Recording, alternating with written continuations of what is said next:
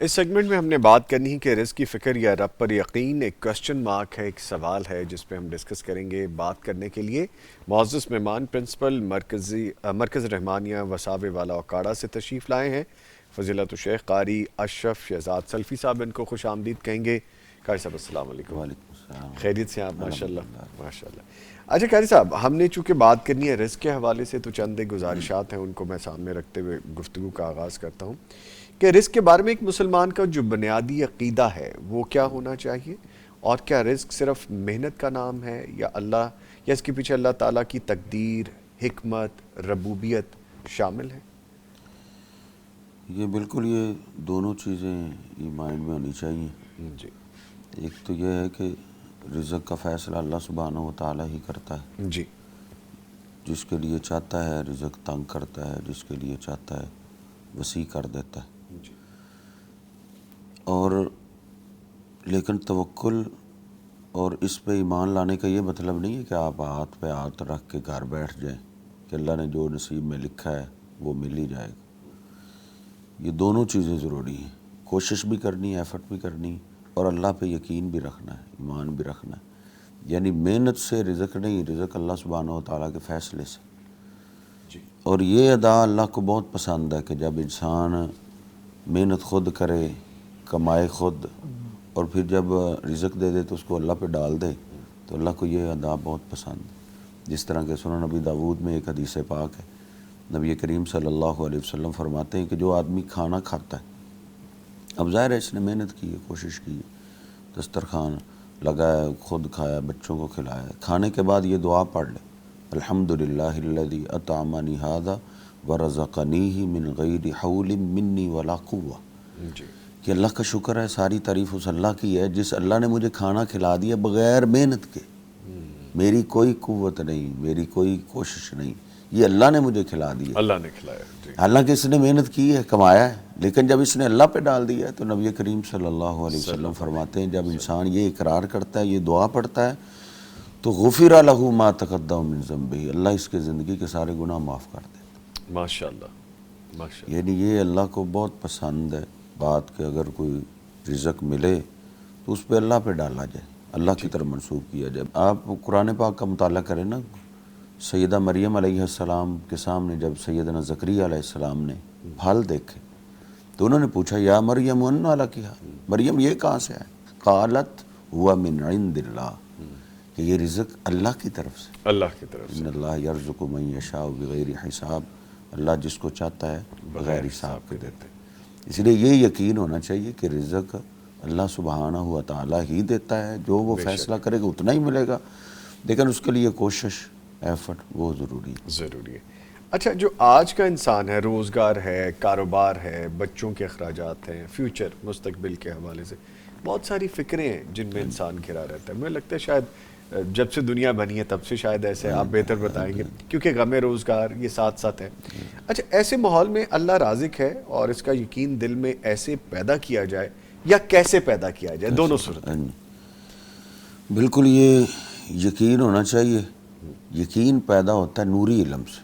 نوری علم وہ ہے جو اللہ نے نبیوں کو عطا کیا آسمان سے، جو وحی کا علم ہے، نور ہے وہ۔ ہاں وہ نور ہے اصل میں۔ ہمارے ہاں وہ کالے علم کو نور ہماری عرب میں کہا جاتا ہے، اللہ، تو وہ کالا علم ہی ہے۔ کالا نوری تو علم نور تو نہیں ہو سکتا۔ ہاں نوری علم قرآن پاک میں 3-4 جگہ اللہ نے وحی کو نور کہا ہے، ماشاءاللہ۔ اس پہ یقین رکھا جائے اور اس کو سنا جائے، جمعے کے خطبے کے لیے ٹائم پہ جایا جائے۔ نوری علم سننے سے یہ یقین پیدا ہو جاتا ہے، اور جب پھر انسان کا یقین بن جاتا ہے تو پھر جیسا یقین ہو ویسا اللہ فیصلہ کر دیتا ہے۔ اور حدیث قدسی ہے، انا عند ظن عبدی بھی، میرا بندہ میرے بارے میں جیسا خیال رکھے گا میں ویسا فیصلہ کروں۔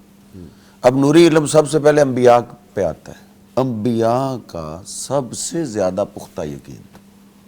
اب ان کا یقین کیسے بنا؟ اللہ کے علم سے، وحی کے علم سے۔ آپ اندازہ لگائیں کہ راستے ہر طرف بند نظر آتے تھے، انبیاء کا یقین ادھر بھی مضبوط ہوتا تھا۔ انبیاء تو انبیاء، ان کے گھر والوں کا یقین مضبوط ہوتا تھا۔ اب آپ ابراہیم علیہ السلام لے لیں، ان کا تذکرہ ان دنوں میں جی عام ہو رہا ہے۔ جی اب اللہ سبحانہ و تعالیٰ نے حکم دیا اپنے بیٹے کو اور اپنی بیوی کو میرے گھر کے پاس چھوڑ دو، گئے ہیں خاموشی سے گئے ہیں ادھر جا کے اپنی بیوی کو بٹھایا ہے, بیٹا بیوی کی گود میں رکھا ہے, مشکیزہ پانی کا ہے, کھجوروں کا تھیلا ہے وہ پاس رکھا ہے, خاموشی سے واپس پلٹ پڑے. چل پڑے. اب اماں جی ہاجرہ دیکھ رہی ہیں کہ ابراہیم نے کوئی بات ہی نہیں کی اور جا رہے ہیں, اور کہیں ناراض ہی نہ ہو گئے ہوں. تو وہ تیز قدموں کے ساتھ پیچھے سے پہنچے. انہوں نے کہا یا ابراہیم این تذهب, ابراہیم کہاں جا رہے ہو, ہماری غلطی تو بتاؤ, ہمارا کچھ آپ ادھر کدھر چھوڑ کے جا رہے ہیں. ہاں جی. وَتَتْرُكُنَا بِهَذِا الْوَادِ الَّذِي لَيْسَ فِيهِ إِنسٌ وَلَا شَيْءٌ, ادھر تو کچھ بھی نہیں, انسانیت بھی نہیں اور کچھ باغات بھی نہیں, نہ کوئی فصلیں, نہ خوراک کا انتظام ہے, نہ پانی کا انتظام ہے, نہ کوئی انسانیت کا وجود ہے ادھر, آپ ادھر ہمیں چھوڑ کے جا رہے ہیں. تو ابراہیم علیہ السلام کیونکہ اللہ کے فیصلے میں پریشان تو تھے لیکن جا رہے تھے, بول نہیں رہے تھے. تو جب ان کو سمجھ آئی کہ یہ بول نہیں رہے تو انہوں نے پھر اللہ کی قسم دی, اللہ امرک بہذا, کیا جو آپ اپنے بیٹے اور بیوی سے سلوک کر رہے ہیں اپنی مرضی سے کر رہے ہیں یا اللہ نے ایسے کرنے کا حکم دیا؟ تو انہوں نے کہا ایسے بولا کون کر سکتا ہے, یہ اللہ کا فیصلہ ہے. آسمان کی طرف اشارہ کرتے ہوئے انہوں نے کہا کہ یہ اللہ کا فیصلہ ہے. تو پھر آپ ادھر دیکھیں, ان کی بیوی کا یقین دیکھیں. ہمارے ہاں تو سال سال کی گندم پڑی ہوتی ہے اور یقین نہیں بنتا, سال کے چاول ہم نے اسٹاک کیے ہوتے ہیں اور یقین نہیں بنتا, بینک میں اتنا پیسہ پڑا ہوتا ہے پھر بھی یقین نہیں بنتا. ادھر تو کچھ بھی نہیں, کوئی رہائش کے لیے مکان تک نہیں, صاحبان تک نہیں, کچھ بھی نہیں, خوراک کا انتظام نہیں. لیکن ان کا یقین اتنا تھا, انہوں نے کہا ابراہیم جب اللہ کا فیصلہ پھر آپ پریشان نہ ہو. اذا لا یضیعن اللہ ابدا, میرا یقین ہے اللہ ہمیں کبھی بھی ضائع نہیں کرے. اور پھر ابراہیم علیہ السلام کے یقین کو بھی سلام ہے. انہوں نے جا کے پھر جب دیکھا نا کہ اب بیوی اور بیٹا مجھے نظر نہیں آ رہے, تو انہوں نے اللہ سے جو مانگی ہیں دعائیں وہ عجیب ہیں, انسانی عقل میں وہ دعا آ ہی نہیں سکتی جو انہوں نے مانگی. انہوں نے کہا ربنا انی اسکنت من ذریتی بواد غیر ذی زرع عند بیتک المحرم, اے ہمارے رب میں نے اپنی بیوی بچے کو چھوڑا ہے جہاں کچھ بھی نہیں, کھیتی نہیں ہے, خوراک کا انتظام نہیں ہے, رہائش کا انتظام نہیں ہے, لیکن عند بیتک تیرا حرمت والا گھر ہے اس کے پاس چھوڑا ہے. میں تجھ سے 3 چیزیں مانگتا. ابراہیم علیہ السلام نے ادھر 3 چیزیں مانگی. پہلی چیز ربنا لیقیم الصلاۃ, اے ہمارے رب ادھر باجماعت نماز ہو.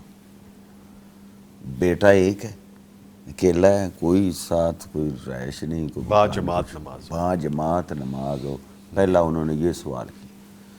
لیقیم الصلاۃ, اقامت کہتے ہیں اقامت والی نماز, باجماعت نماز ہو. اور دوسرا انہوں نے کہ باجماعت کیسے ہوگی, فجعل افئدۃ من الناس تہوی الیہ, کہ ساری انسانیت کے دل تو تیری 2 انگلیوں کے درمیان ہے, جدھر چاہے پھیر دے.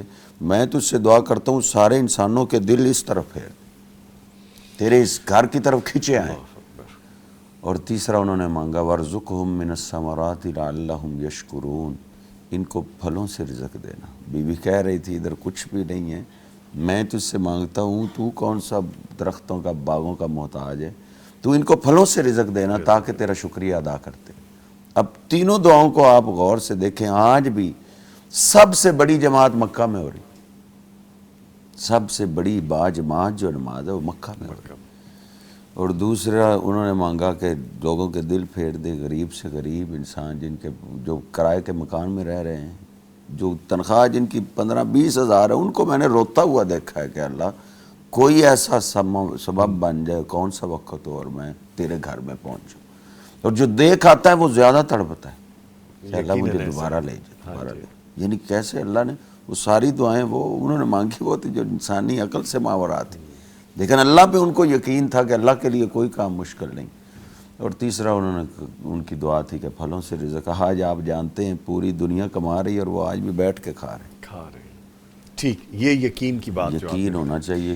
یعنی نوری علم قرآن و حدیث جب ہم سنیں گے تو ہمارا یقین ہوگا. اچھا سر, رزق میں برکت کے جو بڑے اسباب ہیں وہ کیا ہیں؟ کیا صرف آمدنی بڑھ جانا رزق ہے, یا صرف پیسہ آ جانا رزق ہے, یا کم آمدنی میں بھی سکون, عافیت, کفایت, یا ایک ہوتا ہے نا کہ آپ کے اندر تسکین, ایک اطمینان آ جاتا ہے, یہ بھی رزق میں برکت کی ہی صورتیں؟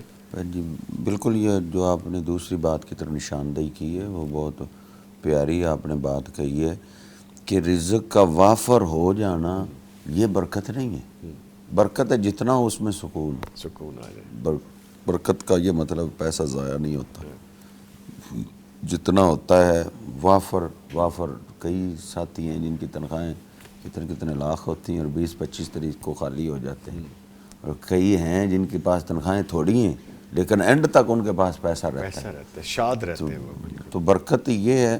تو برکت ملتی کیسے ہے؟ برکت کے لیے اللہ سبحانہ و تعالیٰ نے قرآن پاک میں ایک سلوک، ایک قانون بتایا، وَلَوْ أَنَّ أَهْلَ الْقُرَىٰ آمَنُوا وَاتَّقَوْا لَفَتَحْنَا عَلَيْهِمْ بَرَكَاتٍ مِّنَ السَّمَاءِ وَالْأَرْضِ. اللہ کہتا ہے یہ بستیوں والے اگر ایمان لے آئیں، اللہ پہ ایمان اور یقین بن جائے، وَاتَّقَوْا، اور اللہ سے ڈر جائے.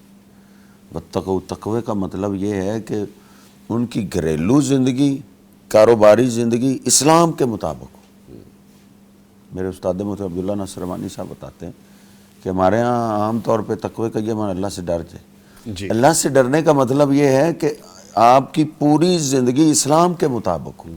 گھر میں آپ نے انٹر ہونا ہے، اسلام کے مطابق انٹر ہونا. نبی کریم صلی اللہ علیہ وسلم فرماتے ہیں برکت کا اصل دشمن شیطان ہے. اور آپ نے فرمایا جو آدمی گھر میں سلام بلا کے داخل ہوتا ہے جی.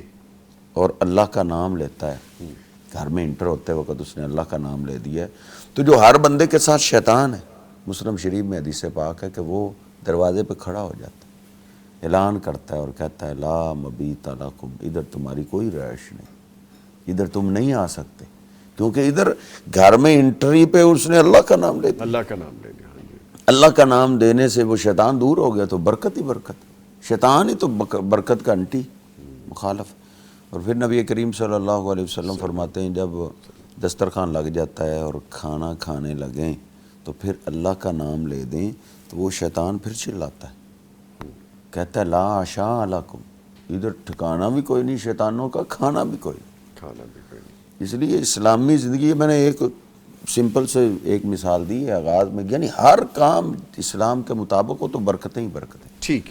اگر اللہ کے رسول صلی اللہ علیہ وسلم کے زمانے میں اگر اسلام سے آپ ہٹ جائیں تو وہ شیطان انوال ہو جائے گا. تو برکت جس طرح کہ مسلم شریف کی حدیث پاک ہے، نبی کریم صلی اللہ علیہ وسلم کے صحابہ کہتے دسترخوان لگا ہوا ہے، کھانا کھانے ہی لگے تھے کہ ایک بچی آئی، اس نے آتے ہی نہ کھانے میں ہاتھ ڈالنے کی کوشش کی. پکڑا. ہاں. نبی کریم صلی اللہ علیہ وسلم نے اس کے ہاتھ کو پکڑا.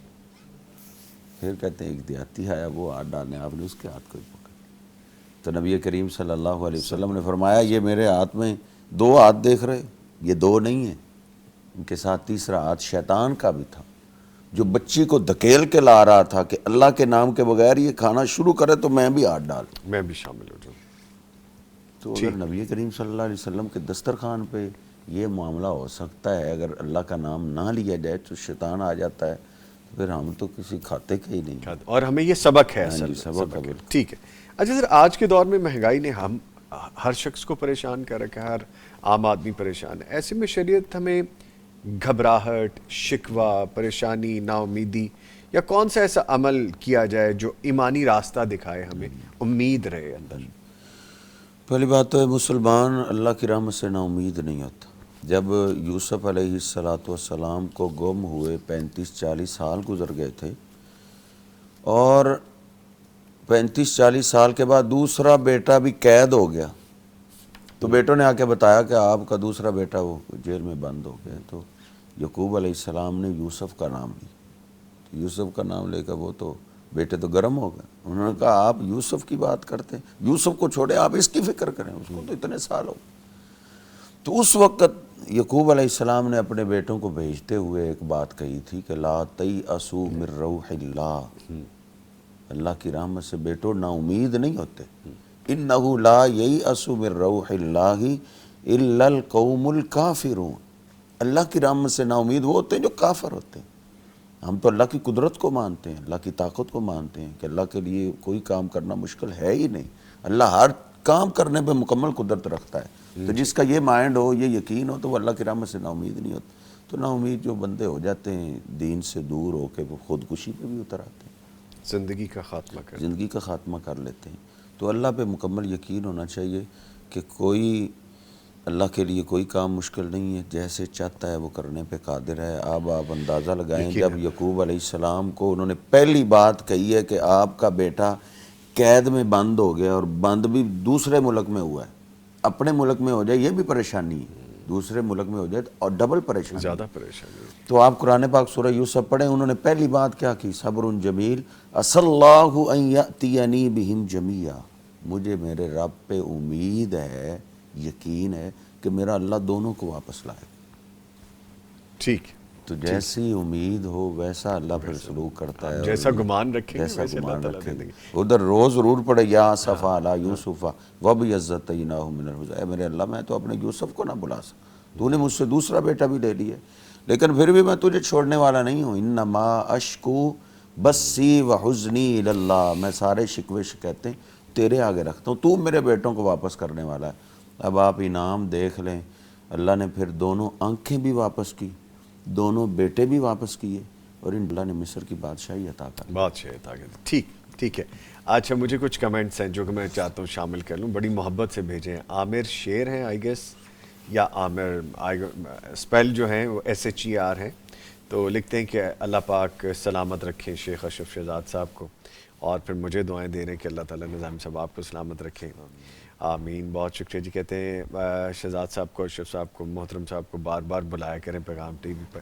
جی ہم خود ان سے محبت کرتے ہیں، ٹائم دیں گے تو ہم ان کو بلائیں گے نا، تو ٹائم مل جائے تو پھر یہ کہتے ہیں کہ ماشاءاللہ اللہ نے بہت علم سے نوازا ہے، اور ماشاءاللہ بہت اعلیٰ شیخ صاحب، دل کو سکون مل گیا آپ کو آنسر دیتے ہوئے، اور کہتے ہیں کہ نظامی صاحب ہمیں اللہ آپ سے اللہ کے لیے پیار ہے۔ ارے بہت شکریہ جی، تھینک یو ویری مچ۔ جو دین سے جڑتے ہیں سر، ہمیں آپ سے پیار ہے، ہمیں آپ سے پیار ہے، اللہ آپ کو زندگی سے دے۔ یہ جی جو محبت ہے یہ اسی طرح سے ہوتی ہے، جب آپ دین کی طرف چلتے ہیں تو پھر اللہ تعالیٰ دین والوں کی محبتیں آپس میں دلوں میں ڈالتے ہیں۔ میرے لیے پاسبل نہیں ہوگا میں سارے کمنٹس شامل کر پاؤں، بہت محبتیں مل رہی ہیں جی آپ کے آنے پہ، لیکن کچھ سوالات ہیں ان کو بھی شامل کریں گے، اور خاص ایک آخر میں چند ایک منٹ میں آپ سے لوں گا۔ ہم نے ایک اپنا سیگمنٹ شروع کیا ہے مکافات عمل کا، اس کے حوالے سے ہم پرسنل ایکسپیرینسز، سب کی اپنی ذاتی جو تجربے یا مشاہدات ہوتے ہیں ان کو چند ایک منٹ کے لیے شامل کرنے کی کوشش کریں گے، اس کے لیے ذہن تیار رکھیے گا پلیز۔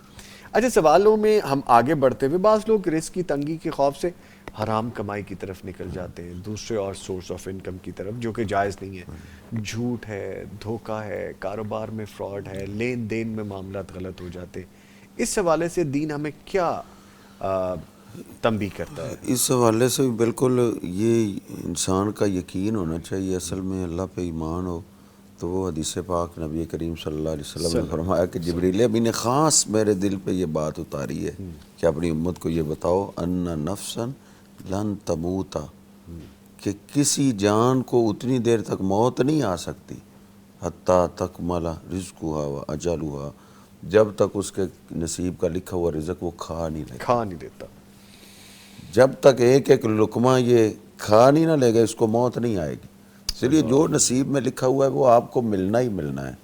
وہ اللہ بادشاہ شہنشاہ ایسا ہے جو ہمارے حصے کی بارش کا ایک قطرہ ہمسائے کی چھت پہ نہیں گرنے دیتا، وہ ہمارے حصے کا رزق کہیں نہیں جانے دے گا۔ اس لیے اللہ پہ یقین رکھیں اور صبر کریں، اس معاملے میں صبر ہے۔ صبر کے لیے نبی کریم صلی اللہ علیہ وسلم کی زندگی عالی شان ہمارے لیے نمونہ ہے کہ ہم نے تو وہ غربت خوابوں میں بھی نہیں دیکھی جو نبی کریم صلی اللہ علیہ وسلم کے ساتھ پیش آئی ہے۔ کیا آپ پورے پاکستان میں کوئی مثال دی جا سکتی ہے کہ کسی نے بھوک کی وجہ سے پتھر باندھا؟ نبی کریم صلی اللہ علیہ وسلم نے بھوک کی وجہ سے پتھر باندھا، اور اللہ نے آپ کو حکم دی شروع میں ہی، جب آغاز ہوا ہے تو اللہ نے یہی کہا والی ربی کا فاصبر، میرے حبیب جو راستہ آپ اختیار کرنے لگے ہیں یہ پھولوں کی سیج والا نہیں ہے، یہ صبر والا راستہ ہے، آپ نے اپنے رب کے لیے صبر کرنا ہے۔ تو آپ کو پتے کھانے پڑے ہیں مکہ میں شیب ابی طالب میں، تو آپ نے صبر کیا، بیٹیوں کی بھوک آپ نے برداشت کی ہے تو آپ نے صبر کیا، اور اللہ نے آپ کو یہی کہا ان مع العسر یسرا، تنگی ہے صبر کریں پھر آسانی ہو جائے گی۔ پھر اللہ نے دوبارہ پھر کہا ان مع العسر یسرا، تنگی ہے صبر کریں، تنگی کے بعد آسانی آ جائے۔ اور سورۃ ضحیٰ میں اللہ نے کہا وَلَلْآخِرَةُ خَيْرٌ لَكَ مِنَ الْأُولَىٰ، آخرت بڑی بہتر ہو، اس کے لیے آپ صبر کریں۔ اور نبی کریم صلی اللہ علیہ وسلم کو اللہ نے صبر سکھایا ہے، ایسے سکھایا ہے سارے انبیاء کے واقعات قرآن میں مثالیں بیان کر کر کے کہ فلاں نبی پہ یہ مصیبت آئی انہوں نے صبر کیا، بلکہ ایک ایک کا نام لے کے اللہ نے کہا کل من الصابرین، سب کو شان اس لیے ملی کہ وہ سارے صبر کرنے والے تھے، تو آپ بھی صبر کریں۔ اور کبھی اللہ اس انداز سے سمجھاتا ہے فاصبر کما صبر اولو العزم من الرسل، میرے حبیب ایسے صبر کریں جیسے اولو العزم رسولوں نے صبر کیا۔ پھر ایک جگہ نرالے انداز میں اللہ نے تنبیہ بھی کی، اللہ نے کہا کہ فاصبر لحکم ربک ولا تکن کصاحب الحوت، میرے حبیب آپ صبر کرنا مچھلی والے کی طرح نہ ہو جائیں۔ یونس علیہ السلام نے جب قوم کو واعظ کیا اور کئی دن گزر گئے، ایک بھی مسلمان نہیں ہو تو غصہ کر گئے، غصہ ایسا کیا کہ ادھر سے نکلے اللہ کی اجازت کے بغیر ہی، صبر نہیں کیا، ادھر سے آگے وہ کشتی پہ سوار ہوئے، آگے کشتی پھنس گئی، ملا نے کہا کہ آسمان والے کو آواز دو، جب میں پھنستا ہوں ادھر آواز دیتا ہوں تو وہ نجات دے دیتا ہے، وہ آواز دینے لگے، ہچکولے بڑھنے لگے، ملا کھڑا ہو گیا، اس نے کہا یہ ہو ہی نہیں سکتا اس کو آواز دیں اور کشتی کنارے نہ لگے، لگتا ہے آج میری کشتی میں وہ آ گیا جس کو آسمان والا پار نہیں کرنا چاہتا، وہ کون؟ اس نے تو مرنا ہی مرنا، وہ میں تو نہ لے لوں، کوئی بھی نہ کھڑا ہو۔ قرآن پاک میں سورۃ یاسین سے اگلی سورت صافات، اس کا آخری رکوع ہے وَإِنَّ يُونُسَ لَمِنَ الْمُرْسَلِينَ إِذْ أَبَقَ إِلَى الْفُلْكِ الْمَشْحُونِ فَسَاهَمَ فَكَانَ مِنَ الْمُدْحَضِينَ، اللہ کہتا ہے انہوں نے قرہ ڈالا، قرہ یونس پیغمبر کے نام کر دیا۔ یونس علیہ السلام کھڑے ہو گئے کہ لوگوں میں ہی اللہ کی اجازت کے بغیر آیا ہوں، مجھے سمجھ آ گئی جب تک میں کشتی میں رہوں گا کشتی کنارے نہیں لگ سکتی۔ تو وہ لوگ کھڑے ہو گئے برا بھلا کہنے لگے، انہوں نے کہا چل یہاں سے، تو ہمیں لے ڈوبا تھا۔ اب یونس پیغمبر نے چھلانگ لگائی، اللہ نے مچھلی کو حکم دیا میرا پیغمبر آ رہا ہے اس کو پیٹ میں محفوظ کر، یونس علیہ السلام چلے گئے سیدھا مچھلی کے پیٹ میں۔ یہ سارا واقعہ اللہ نے 3-4 جگہ ذکر کیا، پھر آخر میں جا کے 29ویں پارے میں اللہ نے کہا فاصبر لحکم ربک ولا تکن کصاحب الحوت، آپ ادھر ہی صبر کریں، مچھلی والے کی طرح نہ ہو جائیں، مچھلی والوں نے مچھلی کے پیٹ میں جا کے صبر کیا ہے، تو ادھر ہی صبر کریں، تو اس لیے صبر کرنا چاہیے۔ یہ بڑی نکتے کی بات آپ نے کی کہ صبر کا دامن جو صبر کا دام، نبی کریم صلی اللہ علیہ وسلم نے بڑی بھوک دیکھی، بڑی غربت دیکھی، سیدہ عائشہ فرماتی ہیں 3 مہینے گزر جاتے تھے، کھانے کے لیے کچھ نہیں، چولہا نہیں جلتا تھا۔ بھانجے نے پوچھا گزران کیسے؟ کہا کھجوریں یا پانی، کھجوریں نہیں گٹھلی چوس کے پانی پی کے گزارا کر۔ اللہ کے رسول صلی اللہ علیہ وسلم ناشتے کے ٹائم آتے، کچھ ناشتے کے لیے ہے نہیں ہے، آپ نے کہا چلو میرا روزہ ہے۔ سیدنا انس رضی اللہ تعالیٰ عنہ گھر روتے ہوئے آئے، ماں نے کہا بیٹے، کہا کہ آج میں نے اللہ کے رسول صلی اللہ علیہ وسلم کو دیکھا ہے انہوں نے پیٹ پہ پتھر باندھا ہوا، بخاری شریف میں۔ تو انس کے جو والدہ نے اور شادی کروائی ہوئی تھی ایک، وہ ابو طلحہ ہے، انہوں نے کہا اچھا میں بھی اللہ کے رسول صلی اللہ علیہ وسلم سے بات کر رہا تھا تو آپ سے بولا نہیں جا رہا تھا، تو وہ تو بھوک کی وجہ سے، اتنی بھوک آپ نے دیکھی لیکن آپ نے صبر کیا۔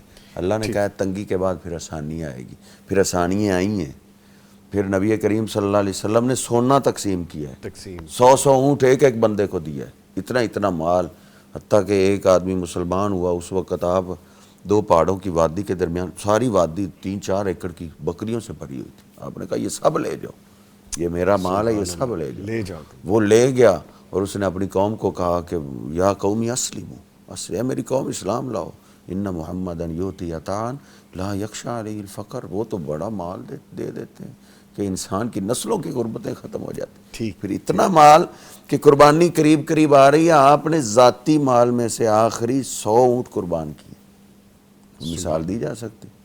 تو اللہ سبحانہ و تعالیٰ نے پھر تنگی کے بعد آسانیاں دی، آسودگی دی، اس لیے صبر کرنا چاہیے، صبر کریں گے تو انشاءاللہ اللہ سبحانہ و تعالیٰ 2 بار ایک ہی جگہ کہتا ہے کہ تنگی کے بعد اللہ ضرور آسانی لائے گا، یقیناً۔ اچھا سر، جو رزق کی فراوانی کے لیے ابھی جیسا صبر کی بات کر رہے ہیں آپ، توبہ، استغفار، تقویٰ، صلہ رحمی اور صدقے کا کیا تعلق ہے اس میں؟ ایک تو یہ، دوسرا کیا یہ واقعی انسانی زندگی کے جو رزق میں زندگی میں وسعت دیتے ہیں یہ اعمال؟ بالکل ایسے ہی ہے، کوئی بھی رزق والی یا کوئی بھی پریشانی آتی ہے نا، اس میں ہمارے اپنے اعمال کا اثر ہوتا ہے، اعمال کی وجہ ہوتی ہے۔ قرآن پاک میں اللہ سبحانہ و تعالیٰ واضح فرماتا ہے ما اصابکم من مصیبت فبما کسبت ایدیکم، جی، جو بھی تمہیں مصیبت آتی قرضہ مصیبت ہی ہے، غربت، پریشانی، علاج کے لیے پیسے نہیں، تنخواہ پہلے ختم، یہ ایک مصیبت ہے۔ تو اللہ کہتا ہے جو بھی تمہیں مصیبت آتی ہے اس میں تمہارے اپنے ہاتھوں کی کمائی، تو اس کا پہلا حل یہ استغفار کیا جائے۔ جی اللہ سبحانہ و تعالیٰ قرآن پاک میں کہتا ہے استغفروا ربکم انہ کان غفارا یرسل السماء علیکم مدرارا ویمددکم باموال وبنین ویجعل لکم جنات ویجعل لکم انہارا۔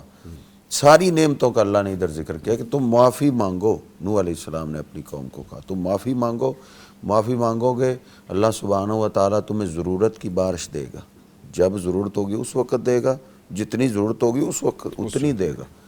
پھر اللہ تمہیں پھلوں سے رزق دے گا، اللہ تمہیں تمہارے بیٹوں سے مدد کرے گا، ہر نعمت تمہیں ملے گی، اس کے لیے استغفار ہے۔ تو پہلا کام یہ ہے اللہ سے گناہ بخشوائے جائیں، معافی مانگی جائے، اس کے لیے نمازوں کی پابندی سے وہ انسان کے گناہ معاف ہوتے ہیں۔ نبی کریم صلی اللہ علیہ وسلم فرماتے ہیں جو وہ نماز کے ارادے سے ہاتھ دھوتا ہے ہاتھوں کے گناہ اللہ معاف کر دیتا ہے۔ وضو کرتا ہے تو انسان کے ناخن کے نیچے بھی گناہ ہو وہ بھی چڑھ جاتا ہے۔ سبحان اللہ۔ تو چاہے جائے کہ انسان نماز ہی نہ پڑھے، تو نماز نہ پڑھنا تو یہ تو اس کا حل ہے، پہلا تو یہ ہے گناہ بخشوائے جائیں، ایسے اعمال کیے جائیں جن سے گناہ بخشے جاتے ہیں۔ اور دوسرا یہ ہے صدقہ اس کے لیے، امیر ہونے کے لیے نماز اور صدقہ دو چیزیں انتہائی ضروری ہیں۔ اللہ نے سورہ ابراہیم میں کہا ہے کل عبادی الذین آمنوا یقیموا الصلاۃ وینفقوا مما رزقناہم، میرے ان بندوں کو کہہ دو جو ایمان لے آئیں نمازوں کی پابندی کریں اور خرچ کرتے رہیں۔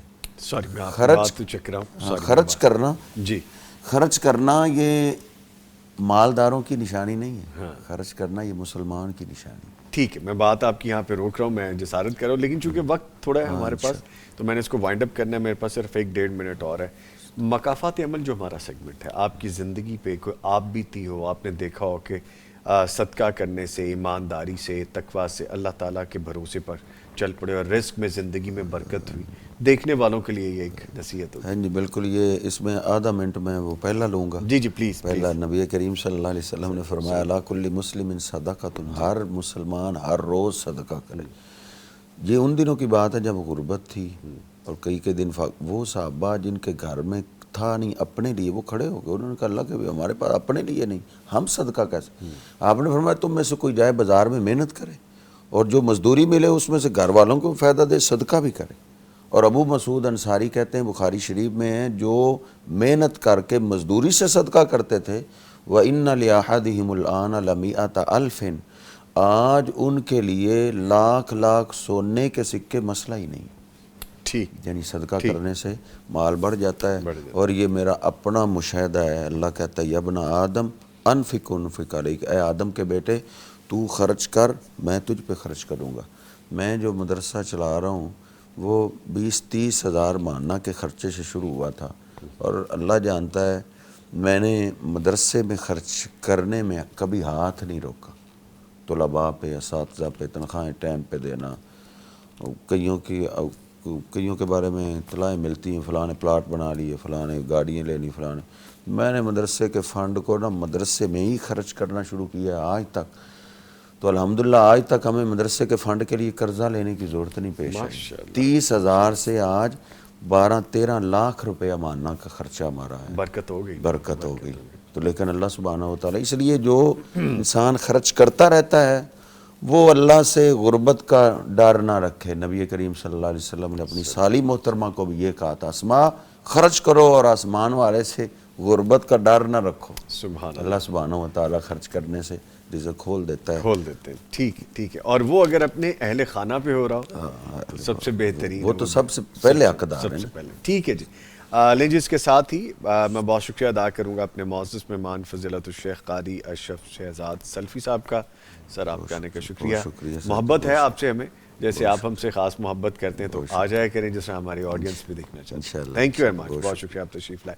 لے جی، جو گفتگو ہوئی اس کو سوچ کے سمجھ کے عمل کرنے کی کوشش کریں گے۔ ایک بریک ہے، بریک کے بعد جب واپس آئیں گے تو آپ کے خواب اور ہاشم یزمانی صاحب کی تعبیر، اس پہ بات ہوگی۔